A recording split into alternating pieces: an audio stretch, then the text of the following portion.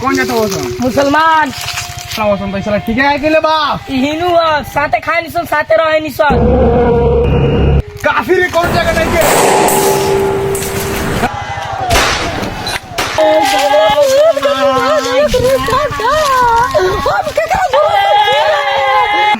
DIG साहब को phone लगाओ पूरी।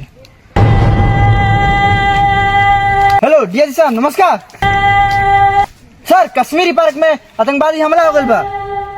हाँ सर 24 को आदमी मराइल बा टूरिस्ट लोग 15 को नेपाल के बा और 10 को इंडिया के। कार में गोली मार दी ठीक बा सर। संग संग अपनी गाड़ो में गाड़ो मार लेता ओके सर। साल भर हो गई शादी आज तक ले पता बा मरद के कि आज कौन दिन हो शादी तो कोई नहीं केना आज तक ले हमरा घुमावे ना ले गइल आज बाबा तरह मरद हुए बुझे खाली लिया के बर्तन मजवाओ तर आज तक ले हमर सपना पूरा ना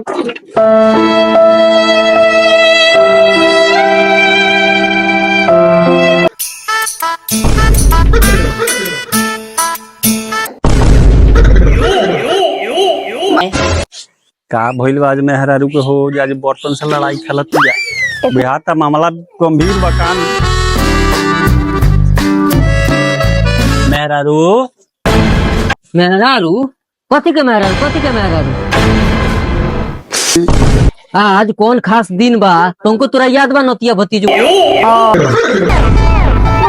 12 बजे दिन के कुलरा कहला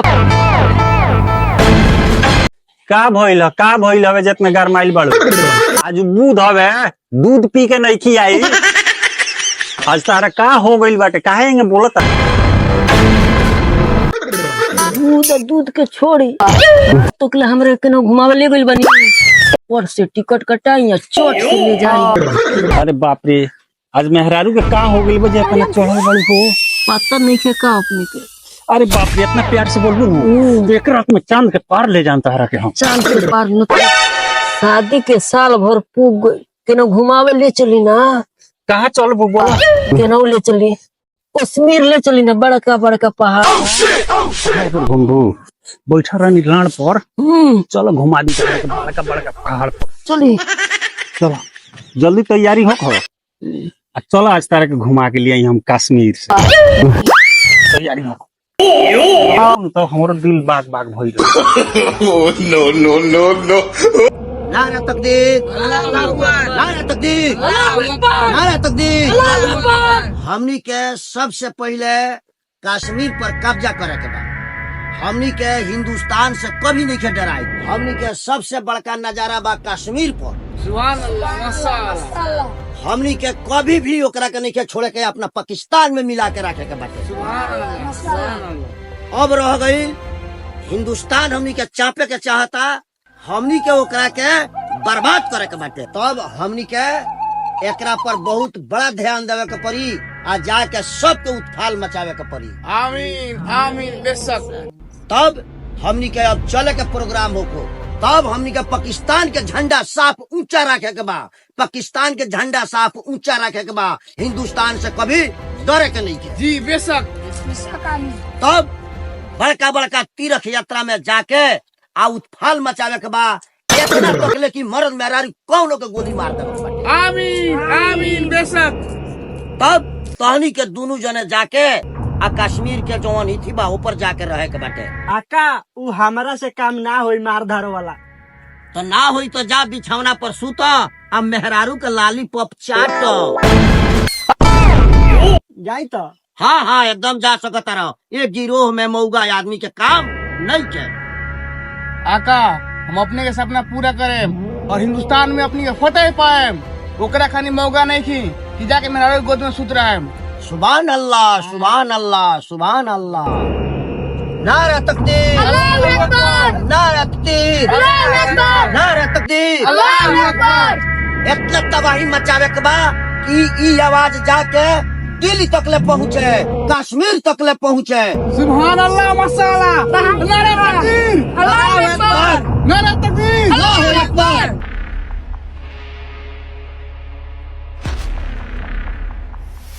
काफिर कहने बात हम चाहे काफिर नहीं चाहे गोली मार दो।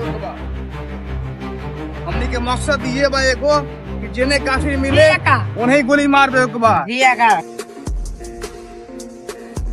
देखा तो किने करिया काफी पासन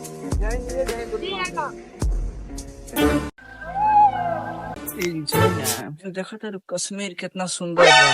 ये कुछ सब करे कर लगता का के इतना दूर ले कोनो होटल में ना हो जाए कश्मीर की बातें कुछ और बा छोड़ी पाले में पकड़ा पकड़ी करता सन लगाओ ना फोन में साला बोला ना मोबाइल से लगा। हेलो कहाँ बारू इतना दिन ना कश्मीर और घर बारू हम नेपाल में ऐसा 2 साल बनी कश्मीर में पार्क घर बारू घर और के काम हम छोड़ के जल्दी गाओ पार्क में हमरा काचा उम्र समझ तारू तू समझ तारू कि बच्चा ना एक बेर तो मिल के देखो बच्चा पर बच्चा हो जल्दी गाओ पार्क में घंटा सामने दोनों भाई इंतजार करते हैं सब बैठ बैठ ग्रांड के नली दुहा दे। अरे बुआ जी क्वेश्चन बुझाता ये तो हम सपने में ना सुन रहे कि हमारे मरे जैसन एरिया में घूमा वाह यही शॉर्ट के रहबू न तो घुमावत रहे हम एक साल में एक बेर मेहरारू हौ देख पहाड़ देख तो पहाड़ सब कुछ निमन बा पहाड़वा से तो बढ़िया अपने के लड़वा बा लड़वा पर 2-3 बार जंप मार लेती पहाड़वा हमरा बढ़िया नहीं तो और कुछ सब बढ़िया लगे मेहरारू हौ क्वेश्चन पहाड़ बा हौ देख हाँ ये बढ़िया बा हरियर लागता बहुत बढ़िया बा बा हमर साहब मन खुश हो गई होई का होता जी सब होई चिहुकत काहे बाड़ू पारस में ये सब होला होई होई तू बता रो चलो सुहो तो वालो अब उन्हें ना पूछी होने बोलते तेरा तो अपनी देख तो गौरी बात अपने भुलाता नहीं सब कुछ तो कर दे कॉलर ने चांद के पार ले जा कब देखो ले जी रात में चांद के पार जाई जाला रात में तो दिन में तो घाम से मर उठा के चलिए सन हिंदुस्तान में टेक्नोलॉजी बहुत ज्यादा हो गई बा जी, जी कश्मीर में आर्मी हो गई बड़ा सन बहुत ज्यादा।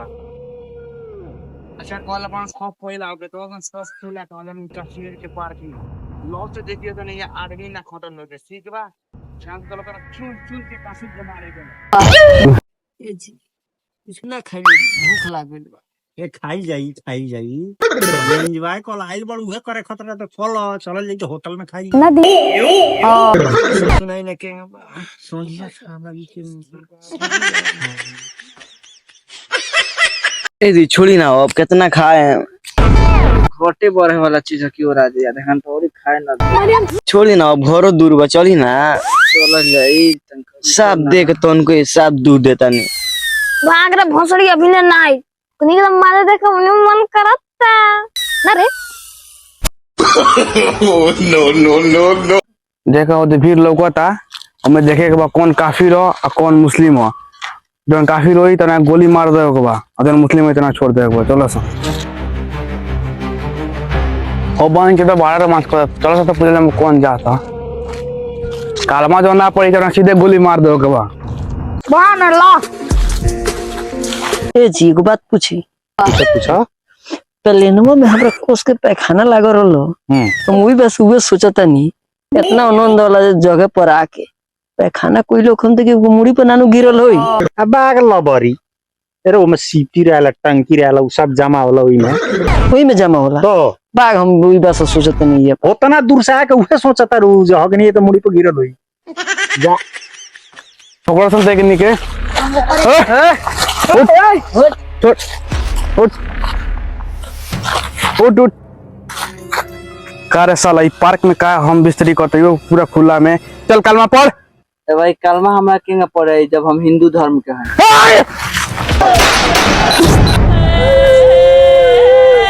ए जी चली ना कालू हो भाई फैला ओदे काफिर बात में कोई नहीं मार के की जगह पे कदी होता तो काट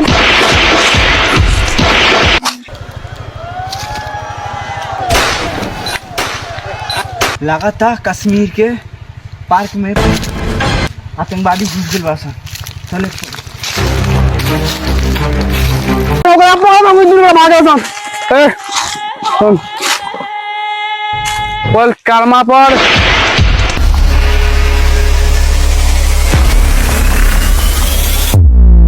ला हिला हुला आज मैं ढील डोळिंग जानी छिल रात भर स्टेज पर माया मोरनी लांगड़ा भातार के श्रीलंका पे ठाईनी बलम जी कबर कमी हिंदू है ना कमी एक काल में लूट जाए वाला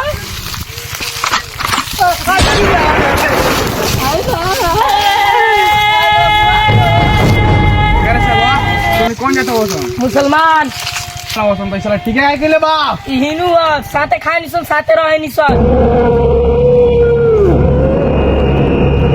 काफी रे कौन जगह नहीं के कल कलमा सुना ला इलाहा इल्लल्लाह मुहम्मदुर रसूलुल्लाह मसाला सुभान अल्लाह चला हमनी के मिशन पूरा हुआ यार बारा ही बात यार हो गई यार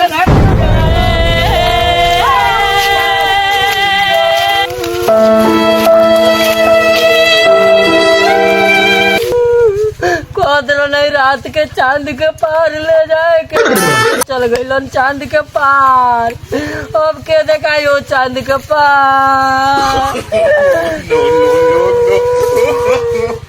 हम दोस्त चल गइलो दादा अब कवना साथे घूमे मो दादा दादा कॉलेज कलमा पढ़े के तो ही पढ़ा तानी रात भर ढील देम ढोड़ी तो नहीं छिल दे मार दादा सर दादा अब क्या करा भरोसे जिए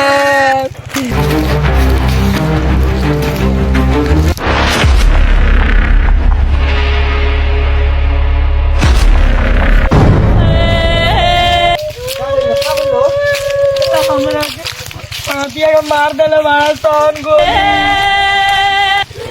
केने देला उसने आतंकवादी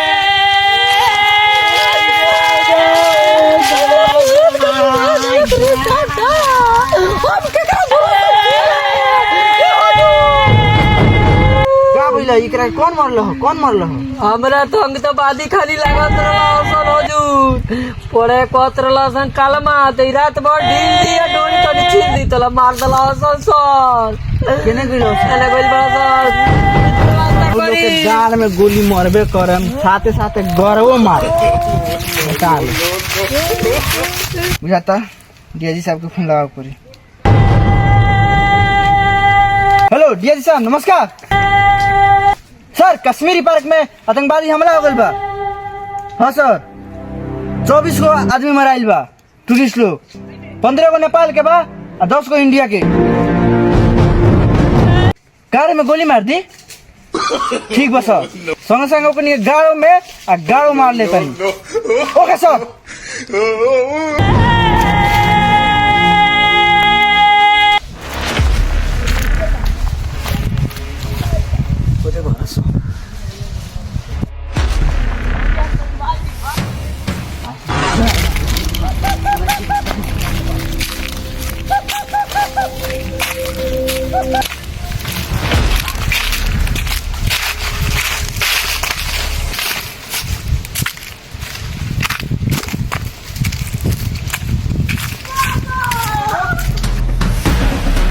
बंदूक नीचे रख सिलेंडर होगा अपना आप में।